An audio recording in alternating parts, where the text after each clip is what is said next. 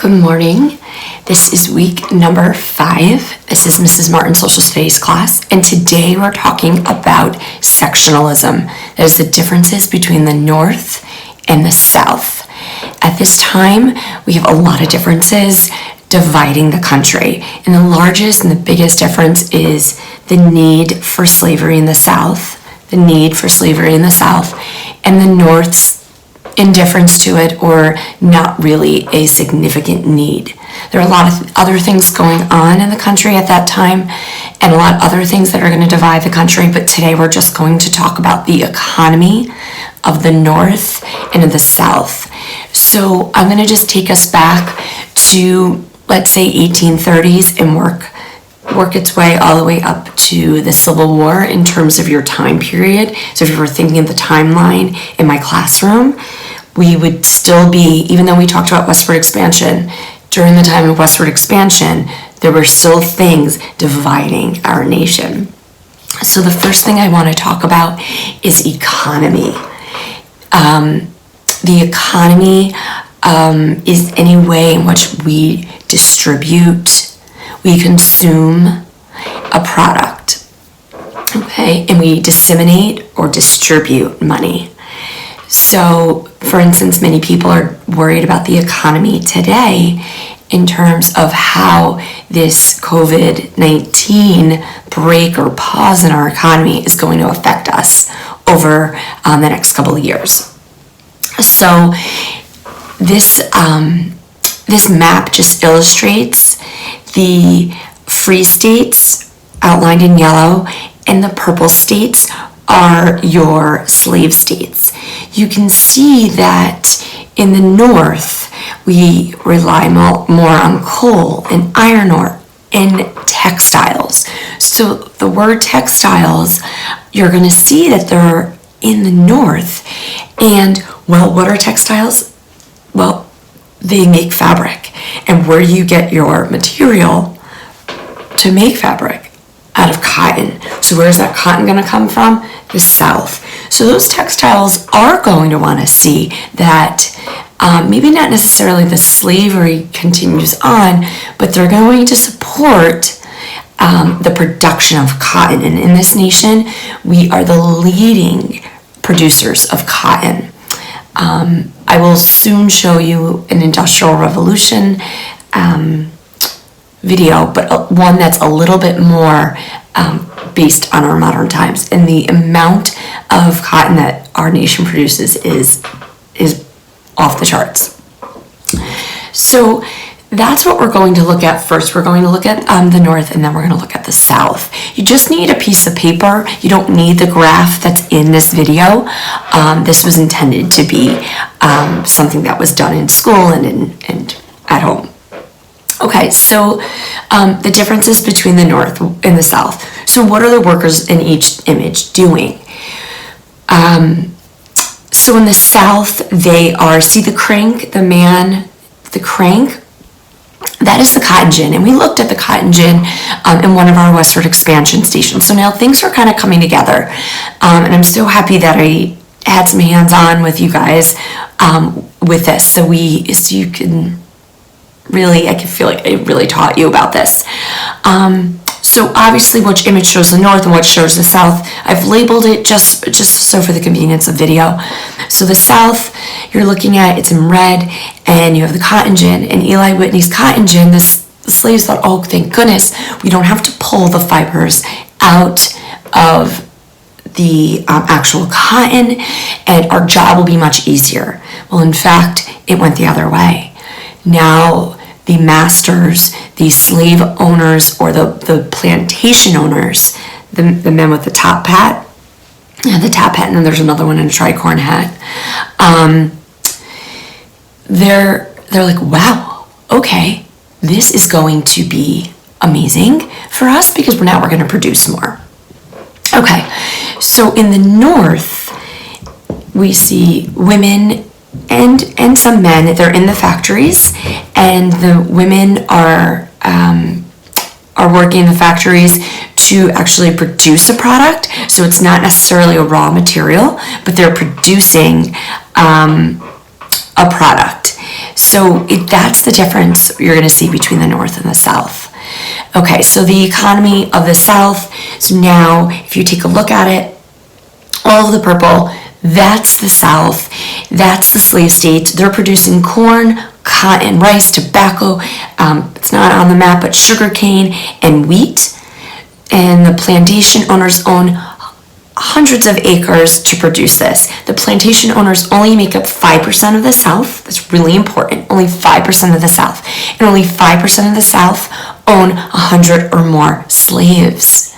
Okay, so they hold all the power in the South. And this is really important as we go along. We kind of build to getting up to the Civil War. And the cotton crop is the most promising of crops.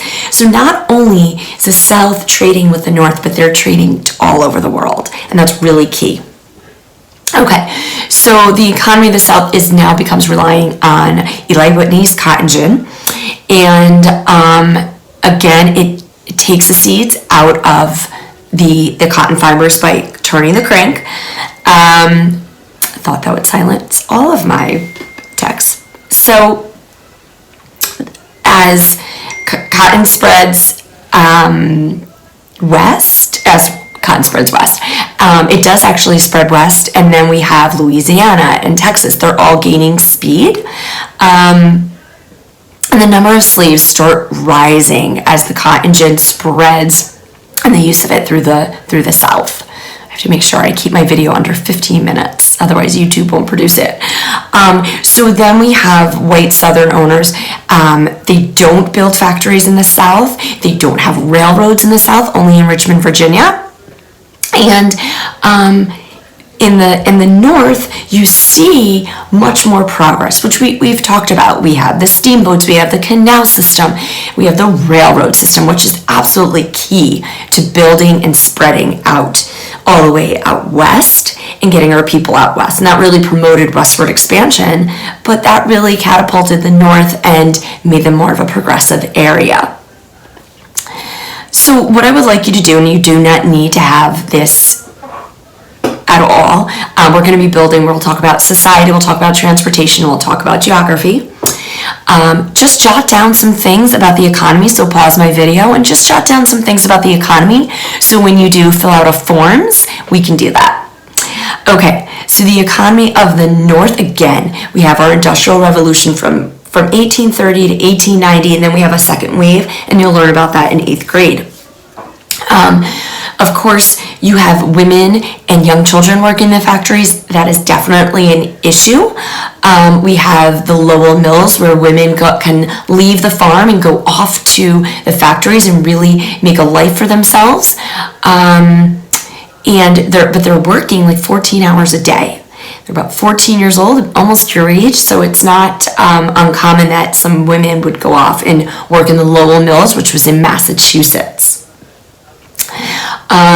They would use looms, and that's what you're seeing in the back. This is more a modern, if you will, photograph, but this is exactly what a factory would look like. Tons and tons of looms lined up, and women and children working those looms. We'll talk more about children later on. So obviously we've talked about this as well. We have Robert Fulton's steamboat, the canal system. We have steamboats going out west, but now we can transport goods. So the North and the South, they're going to work together economically. One serves the other, right? But again, the Southern plantation owners, they're going to hold the power, and then the factory owners and the wealthy are going to hold the power in the North. So it's a different dichotomy that kind of develops. And then we talked about this as well as people moved west and as time progressed. We have agriculture that is going to be more effective and is going to take less time, and you can get more done. And that's really, isn't that what we're always looking for even today? So McCormick's Reaper, we talked about this with westward expansion. They would be able to cut down acres of land and grow. Even John Deere's, his steel plow. This makes a drastic difference in the South. So that's really why the growth of slavery happened between 1830 and 1850 at an exponential rate. So you can go ahead and read while I'm talking, but these things we've already discussed. Now I'm just pulling it all together, how it really affected and divided the nation and brought them together in some ways. So if you take a look at it, the New England and Middle states, they're doing a lot of manufacturing, and the number of workers is very high, and the production and the value of products is so much larger than the South. The South has very little manufacturing. In fact, it's just centered in Virginia. And then the average number of workers is very small because we're not including slaves in that. And then the annual value of products is very small. So there's not a lot of manufacturing going on in the South, and that is going to play a huge, huge factor when we talk about the Civil War and the South's inability to win this war. Okay, so I'm just going to read. This map shows industries and raw materials in the United States in 1860. That's right at the brink of the Civil War. What relationship do you see between where coal and iron ore are found and where industries are primarily located? So obviously, in the north, right along that line, that Mason-Dixon line, and so anything above it, if you are producing coal and iron ore, you do become a major industrial city. So go ahead, pause it, and just talk about the economy of the North. Jot down about 4 things, and that will help you certainly answer the questions in the forms. So, yay, we're done. And I did this under 15 minutes. I just want to talk about